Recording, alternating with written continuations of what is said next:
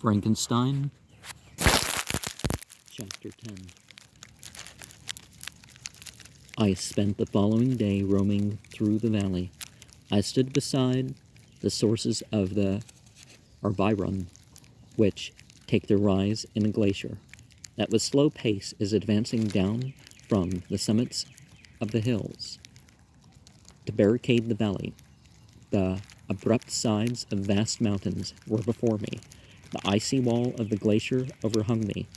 A few shattered pines were scattered around, and the solemn silence of this glorious presence chamber of imperial nature was broken only by the brawling waves, or the fall of some vast fragment.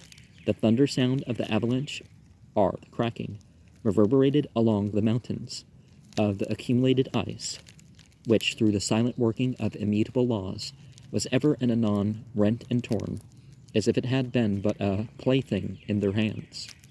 These sublime and magnificent scenes afforded me the greatest consolation that I was capable of receiving. They elevated me from all littleness of feeling, and although they did not remove my grief, they subdued and tranquilized it. In some degree, also, they diverted my mind from the thoughts over which it had brooded for the last month. I retired to rest at night. My slumbers, as it were, waited on and ministered to by the assemblance of grand shapes which I had contemplated during the day. They congregated round me.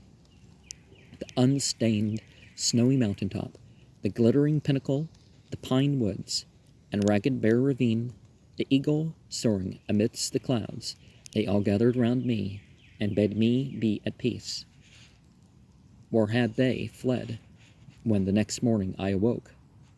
All of the soul inspiriting fled with sleep, and dark melancholy clouded every thought.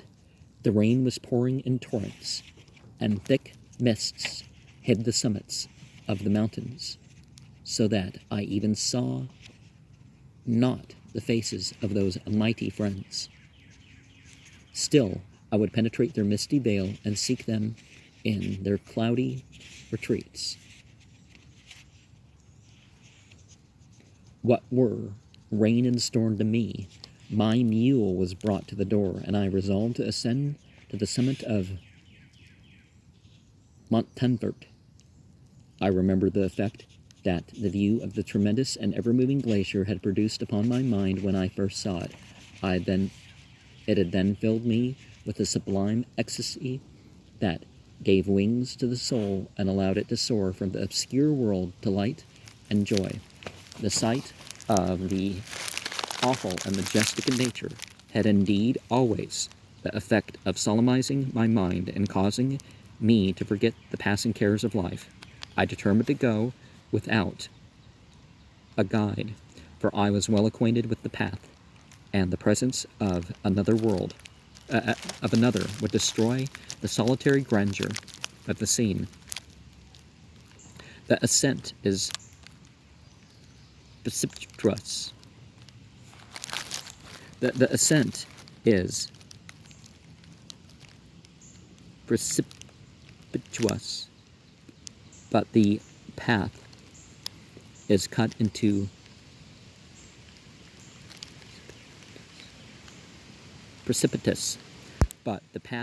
into continual and short windings, which enable you to surmount the perpendicularity of the mountain. It is a scene terrifically desolate. In 1,000 spots, the traces of the winter avalanche may be perceived, where trees lie broken and strewed on the ground, some entirely destroyed, others bent, leaning upon the jutting rocks of the mountains, or transversely upon other trees. The path, as you ascend higher, is intersected by the ravines of snow down, which stones continually roll from above. One of them is particularly dangerous, as the slightest sound, such as even speaking in a loud voice, produces a concussion of air sufficient to draw destruction upon the head of the speaker. The pines are not tall or luxuriant, but they are somber and add an air of severity to the scene. I looked on the valley beneath. Vast mists were rising from the rivers which ran through it, and curling in thick wreaths around the opposite mountains, whose summits were hid in the uniform clouds, while rain poured from the dark sky and added to the melancholy impression I received from objects around me. Alas, why does man boast of sensibilities superior to those apparent in the brute? It only renders them more necessary beings. If our impulses were confined to hunger, thirst, and desire, we might be nearly free, but now we are moved by every wind that blows, and a chance word or sense that the word may convey to us. A rest, a dream, has power to poison sleep. We rise. One wandering thought pollutes the day. We feel, conceive, our reason, laugh or weep, embrace fond woe, or cast our cares away. It is the same, for be it joy or sorrow, the path of its departure still is free. Man's yesterday may ne'er be like his morrow, naught may endure, but mutability. It was nearly noon when I arrived at the top of the ascent. For some time I sat upon the rock that overlooks the sea of ice. A mist covered both that the surrounding mountains. Presently, a breeze dissipated the cloud, and I descended upon the glacier. The surface is very uneven, rising like waves of a troubled sea, descending low, and interspersed by rifts that sink deep. The field of ice is almost a league in width, but I spent nearly 2 hours in crossing it.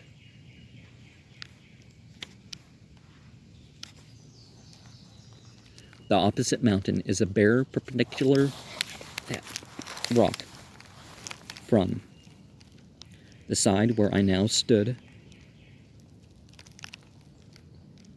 Mont Anvert was exactly opposite, at the distance of a league, and above it rose Mont Blanc.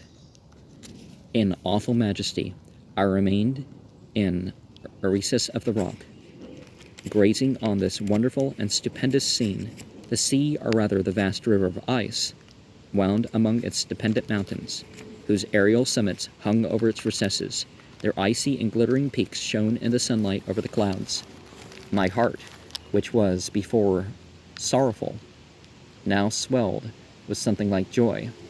I exclaimed, "Wandering spirits, if indeed ye wander, and do not rest in your narrow beds, allow me this faint happiness, or take me as your companion away from the joys of life."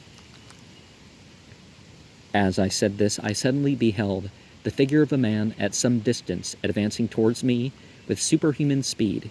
He bounded over the crevices in the ice, among which I had walked with caution. His stature also, as he approached, seemed to exceed that of man. I was troubled. A mist came over my eyes. I felt a faintness seize me, but I was quickly restored by the cold gale of the mountains. I perceived, as the shape came nearer, tremendous and abhorred, that it was the wretch whom I had created. I trembled with rage and horror, resolving to wait his approach and then close with him in mortal combat. He approached. His countenance bespoke bitter anguish, combined with disdain and malignity, while its unearthly ugliness rendered it almost too horrible for human eyes. But I scarcely observed this. Rage and hatred had at first deprived me of utterance, and I recovered only to overwhelm him with words of expressive of furious detestation and contempt. "Devil," I exclaimed, "do you dare approach me? And do you not fear the fierce vengeance of my arm wreaked upon your miserable head? Begone, vile insect, or rather stay, that I may trample you to dust. And oh, that I could, with the extinction of your miserable existence, restore those victims whom you have so diabolically murdered." "I expected this reception," said the demon. "All men hate the wretched. How then must I be hated, who am miserable beyond all living things? Yet you, my Creator, detest and spurn me, thy creature, to whom thou art bound by ties only dissoluble by the annihilation of one of us. You purpose to kill me. How dare you sport thus with life? Do your duty towards me, and I will do mine towards you and the rest of mankind. If you will comply with my conditions, I will leave them and you at peace. But if you refuse, I will glut the maw of death until it be satiated with the blood of your remaining friends. Abhorred monster, fiend that thou art, the tortures of hell are too mild a vengeance for thy crimes. Wretched devil, you reproach me with your creation? Come on, then, I may extinguish the spark which I so neglectingly bestowed. My rage was without bounds. I sprang upon him, impelled by all the feelings which one can arm one, being against the existence of another. He easily eluded me and said, "Be calm. I entreat you to hear me before you give vent to your hatred on my devoted head. Have I not suffered enough that you seek to increase my misery? Life, although it may only be an accumulation of anguish, is dear to me, and I will defend it. Remember, thou hast made me more powerful than thyself. My height is superior to thine, my joints more supple. But I will not be tempted to set myself in opposition to thee. I am thy creature, and I will be even mild and docile to my natural lord and king, if thou wilt also perform thy part, the which thou owest me. O Frankenstein, be not equitable to every other, and trample upon me alone, to whom thy justice and even thy clemency and affection is most due. Remember that I am thy creature. I ought to be thy Adam, but I am rather the fallen angel whom thou drivest from joy for no misdeed. Everywhere I see bliss, from which I alone am irrevocably excluded. I was benevolent and good. Misery made me a fiend. Make me happy, and I shall again be virtuous. Begone, I will not hear you. There can be no community between you and me. We are enemies. Begone, or let us try our strength in a fight in which one must fall. How can I move thee? Will no entreaties cause thee to turn a favorable eye upon thy creature, who implores thy goodness and compassion? Believe me, Frankenstein, I was benevolent, my soul glowed with love.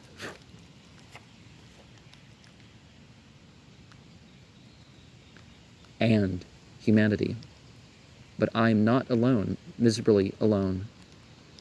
But am I not alone, miserably alone? You, my creator, abhor me. What hope can I gather from your fellow creatures, who owe me nothing? They spurn and hate me. The desert mountains and dreary glaciers are my refuge. I have wandered here many days. The caves of ice, which I only do not fear, are a dwelling to me, and the only one which a man does not grudge. These bleak skies I hail, for they are kinder to me than your fellow beings. If the multitude of mankind knew of my existence, they would do as you do, and arm themselves for my destruction. Shall I not then hate them who would abhor me? I will keep no terms with my enemies. I am miserable, and they shall share my wretchedness. Yet it is in your power to recompense me, and deliver them from an evil, which it only remains for you to make so great, that not only you and your family, but thousands of others shall be swallowed up in the whirlwinds of rage. Let your compassion be moved, and do not disdain me. Listen to my tale. When you have heard that, abandon or commiserate me, as you shall judge that I deserve. But hear me. The guilty are allowed by human laws, bloody as they are, to speak in their own defense before they are condemned. Listen to me, Frankenstein. You accuse me of murder, and yet you would, with a satisfied conscience, destroy your own creature. Oh, praise the eternal justice of man. Yet I ask you not to spare me. Listen to me, and then if you can, and if you will, destroy the work of your hands. Why do you call to remembrance, I rejoined, circumstances of which I shudder to reflect, that I have been the miserable origin and author? Cursed be the day, abhorred devil, in which you first saw light. Cursed, although I curse myself, be the hands that formed you, and you have made me wretched beyond expression. You have left me no power to consider whether I am just to you or not. Begone, relieve me from the sight of your detested form. Thus I relieve thee, my Creator, he said, and placed his hated hands before my eyes, which I flung from me with violence. Thus I take from thee a sight which you abhor. Still thou canst listen to me, and grant me thy compassion. By the virtues that I once possessed, I demand this from you. Hear my tale, it is long and strange, and the temperature of this place is not fitting to your fine sensations. Come to the hut upon the mountain. The sun is yet high in the heavens before it descends to hide itself behind your snowy precipices and illuminate another world. You will have heard my story and can decide. On you it rests whether I quit forever the neighborhood of man and lead a harmless life, or become the scourge of your fellow creatures and the author of your own speedy ruin. As he said this, he led the way across the ice. I followed. My heart was full, and I did not answer him. But I was proceeded. I weighed the various arguments that he had used, and determined, at least, to listen to his tale. I was partly urged by curiosity, and compassion confirmed my resolution. I had hitherto supposed him to be the murderer of my brother, and I eagerly sought a confirmation or denial of this opinion. For the first time also I felt what the duties of a creator towards his creature were, and that I ought to render him happy before I complained of his wickedness. These motives urged me to comply with his demand. We crossed the ice, therefore, and ascended to the opposite rock. The air was cold, and the rain again began to descend. We entered the hut, the fiend with an air of exultation, I with a heavy heart and depressed spirits. But I consented to listen, and seating myself by the fire which my odious companion had lighted, he thus began his tale. And honestly, if there's no body, no witness, no proof, you just assume, this guy's new to town. I've heard accusations myself. Someone dies, and the new guy in town must have been the one who did it. It's like, yeah, no. And what's the indication that this guy knew somebody? That person, no indication. But the point that I would draw attention to is, of course, the practice that Arabs and a bunch of other, that aren't Muslim, and a bunch of other polytheists, including the Celts, would seek refuge of the spirits of the place.